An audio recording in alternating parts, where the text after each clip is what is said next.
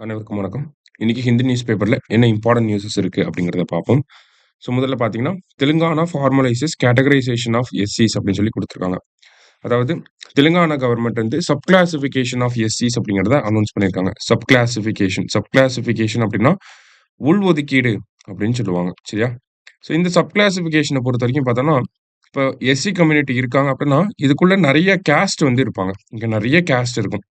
இதுல ஒரு சில கேஸ்ட் பார்த்தீங்கன்னா, நல்லா டெவலப் ஆயிருப்பாங்க ரிசர்வேஷன் மூலியமா. ஒரு சில கேஸ்ட்‌க்கு அந்த வாய்ப்பு அப்படிங்கிறது கம்மியா தான் கிடைச்சிருக்கும். சரிங்களா?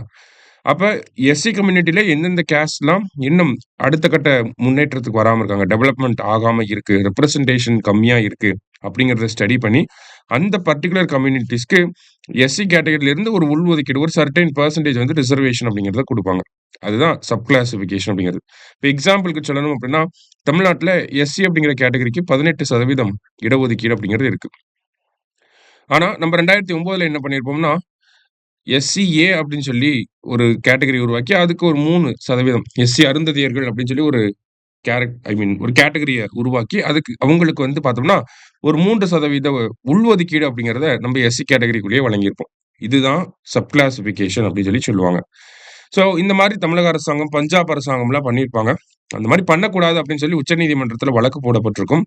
அந்த வழக்கோட தீர்ப்பு போன வருஷம் வந்திருக்கும். 2024ல. அந்த தீர்ப்புல என்ன சொல்லியிருப்பாங்க அப்படின்னா, சப் கிளாசிஃபிகேஷன் அப்படிங்கிறத பண்ணலாம் அப்படின்னு சொல்லி சொல்லியிருப்பாங்க. அத பண்றதுக்கு முன்னாடி ஸ்டேட் கவர்ன்மென்ட் கிட்ட ப்ராப்பர் டேட்டா இருக்கணும். எஸ்சி கேட்டகரில இந்தந்த கேஸ்ட்லாம் வந்து இன்னும் சரியான ரெப்ரசன்டேஷன் அவங்களுக்கு வரல அப்படிங்கிற டேட்டா பேக்டா இருக்கணும். டேட்டா இருக்கப்போ அவங்க சப் கிளாசிஃபிகேஷன் பண்ணலாம். அப்படிங்கிறது உச்சநீதிமன்றம் வந்து சொல்லியிருப்பாங்க. அந்த தீர்ப்புக்கு பிறகு முதல் மாநிலமா யார் பண்ணியிருக்காங்க அப்படின்னா, தெலுங்கானா மாநிலம் வந்து இந்த சப் கிளாசிஃபிகேஷன் அப்படிங்கிறத பண்ணியிருக்காங்க. சரியா? அந்த செய்தி தான் நம்ம இங்க குடுத்துருக்காங்க.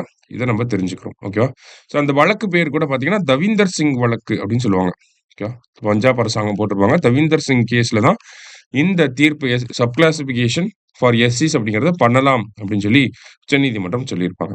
அடுத்தது water bodies near the coast line in 15 districts to be divide. அதாவது நம்ம தமிழ்நாட்டுல பார்த்தோம்னா, இந்த கோஸ்டல் டிஸ்ட்ரிக்ட்ஸ்ல ஒரு 15 டிஸ்ட்ரிக்ட்ஸ செலக்ட் பண்ணி, அந்த 15 டிஸ்ட்ரிக்ட்ஸ்ல பார்த்தீங்கன்னா, இருக்கக்கூடிய சின்ன சின்ன நீர்நிலைகள வந்து ரீஸ்டோர் பண்ண போறாங்க. எதுக்காக ரீஸ்டோர் பண்ண போறாங்க அப்டின்னா, கிரவுண்ட் வாட்டர வந்து இன்கிரீஸ் பண்ணணும். ஃப்ளட் ஏதாவது ஏற்பட்டுச்சு அப்டின்னா, அந்த ஃப்ளட் வாட்டர இந்த சின்ன சின்ன வாட்டர் பாடிஸ்க்கு வந்து திருப்பி விட்டுக்கலாம். சரிங்களா? அப்ப ஃப்ளட் மேனேஜ்மென்ட்க்காக, கிரவுண்ட் வாட்டர இன்கிரீஸ் பண்றதுக்காக இந்த ஒரு விஷயத்த பண்ண போறாங்க. யாரு பண்ண போறாங்க அப்டின்னு பார்த்தீங்கன்னா, Tamil Nadu water resources conservation and river restoration corporation அப்டிங்கிற இவங்க தான் இந்த வேலைய பண்ண போறாங்க. சரியா? 15 டிஸ்ட்ரிக்ட்ஸ் அப்படிங்கிறத சொல்லியிருக்காங்க. இனிஷியலா எங்க பண்ண போறாங்க? பைலட் ப்ராஜெக்ட்டா எங்க ஆரம்பிக்க போறாங்க அப்படின்னா, பெசன்ட் நகர் சென்னையில இருக்கக்கூடிய பெசன்ட் நகர்ல இருந்து கோவளம் வரைக்கும் இருக்கக்கூடிய அந்த ஸ்ட்ரெட்ச்ல இருக்கக்கூடிய சின்ன சின்ன நீர்நிலைகள ஃபர்ஸ்ட்டு ரீஸ்டோர் பண்ண போறாங்க. அத அப்புறமா லார்ஜ் ஸ்கேல்ல பண்ணுவாங்க. சரியா? அதுதான் இந்த ஒரு விஷயம்.